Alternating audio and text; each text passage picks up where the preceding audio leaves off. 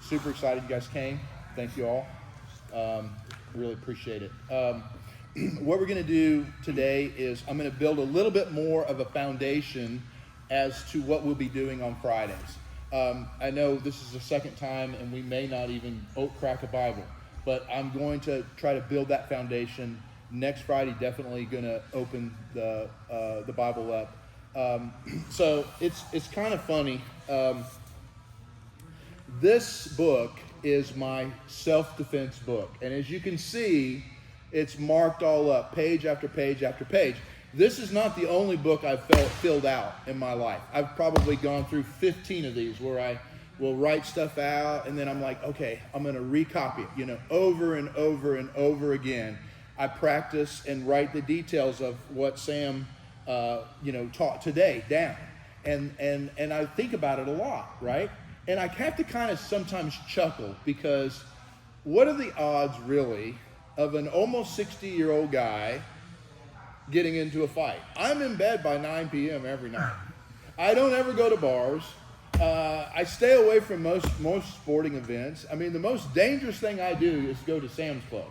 You know what I mean? But yet I'm practicing this over and over and over. And it is pretty silly, really. But what if? What if? What if I'm with my family and I need to protect my family? And so I figure I'd rather put time in here than time up the street at bowling. Not that there's anything wrong with bowling, but I feel like I could do a little bit more in terms of defending myself, knowing what we're drilling today instead of throwing a bowling ball around, right? It's the same kind of thing with this. I've put hours and hours into preparing this. And this is kind of my spiritual self-defense game.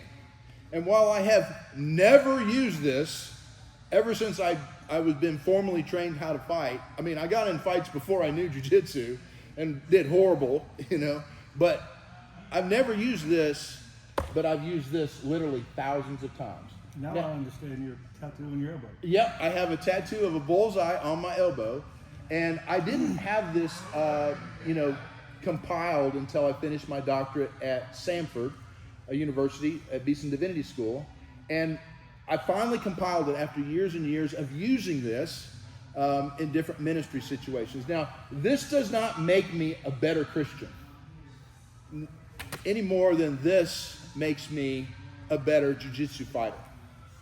It just means I've studied, I've thought, I've worked, I've studied, I've thought, I've worked. That's all it means.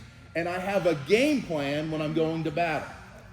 I'm not just like a chicken with my head cut off. I know what I'm going to do. Whether it'll work or not, only God knows. I know what I'm going to do. Whether it'll work or not, only God knows. But I have been in spiritual battle type situations many, many times. I was thinking about one summer. I was super young. I didn't even have kids yet. I was in my 20s. And I was a chaplain in a trauma center. That was part of my seminary training. So the trauma center was in Kentucky. It was very much like University of Alabama, Birmingham, UAB. Everyone from that part of the state was flown in for trauma situations. And I was a chaplain. And I was young. I didn't have the answers. I still don't have the answers. But I get called to different things. I mean, it's funny because, it's not funny. It's weird because I'll think of an incident, literally decades later, and I haven't even thought about it. One of them I've been thinking about this week is I was called to a baby who had passed away during birth, and the baby had come early. And I remember that the request of the mom and dad was that I baptize the baby, okay? I don't come from a tradition of baptizing infants. It's not because I believe it's wrong or anything like that. It's just not my tradition. And the baby was dead, right?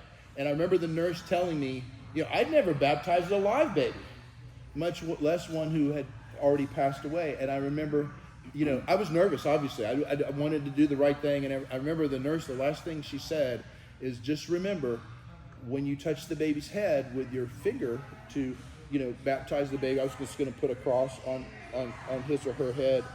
She said, just be careful because the skin is not fully developed and formed and you can tear the skin. So now, hey, this is real. This is real life stuff. You know what I mean? This matters. And so I went, and God helped me through the experience. It was a really tough experience for the family. I remember I was like, I need to find a cup. I found a styrofoam cup out at the nurse's station. I put some water in it. I went in, and I just was compassionate. You know what I mean? And this is the kind of stuff I was thinking about then.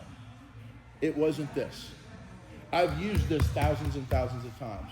So my point is, we're going to kind of work through this over the Fridays to follow. I'll probably have a few Bible studies before we get into this, but even those Bible studies will circle back to this. Now, what is this in a real nutshell?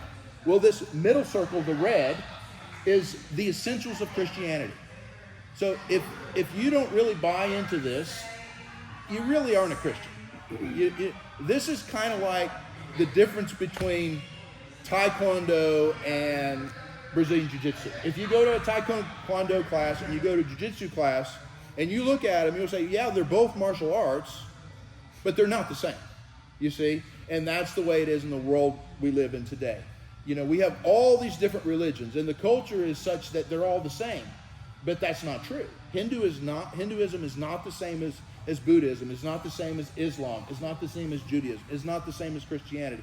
So this red stuff in the middle is we're going to talk about things that are distinctively Christian and what separates them from some of the other world religions.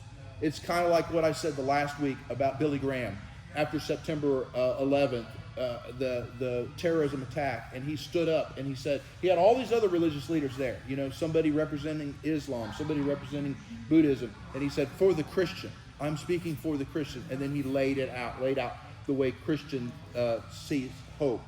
And so he defined it. So we'll work on some of those things that differentiate Christians from others. All right. Now the next circle is the yellow circle, and these things in here, they're important, but they're not. It doesn't really define one as a Christian, and it may define where you go to church. Like you may go to the Presbyterian church or the Baptist church or the Assembly of God church or whatever. These are things like what you believe about the Lord's Supper or baptism or something like that. They're important, but they're not essential. We can agree to disagree. And I thought of a good jiu-jitsu analogy for this. The middle circle, remember, is jiu-jitsu compared to kung fu. It's a big difference. This next circle is kind of like what Sam talked about today. He was talking about the mount, but then he said, I really like neon belly better for self-defense, right?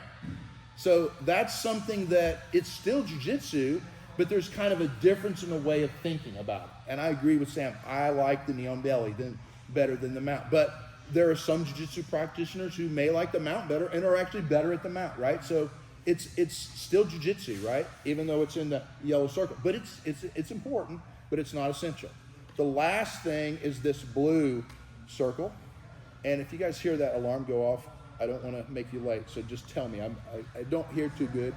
The last circle, in the spiritual realm, you guys are going to think this is so funny. Butch is old enough to where, you're old enough too, to where you know this. I went to a Christian school when I was in middle school. Me and the Apostle Paul, we were together. and that joke, right? Yeah. So one of the rules was my hair couldn't be long enough to touch my collar, because they believed that long hair was bad. It was of the devil. You know what I mean? Now, man, look at me. What I would give to have long hair. But that was one of the rules. And all of the girls had to wear dresses. And it was a big deal. You got in trouble if you had long hair and you're a boy, or you didn't wear a dress and you were a girl. I would say, after decades of living, that's in the blue circle. I mean, does it matter? I don't really think so. But if you have strong beliefs about it, that's fine. And monkey grip. You see what I'm saying? If your Kimura works, it works, whether you use a C-clamp or a monkey grip, right? And so that's kind of what this will be. All right. We doing good on time? That alarm went off. Alarm went off. Okay. So we got 3 minutes. Last thing I do have time to say this. I would love this to be a place for us to share any struggles we're having.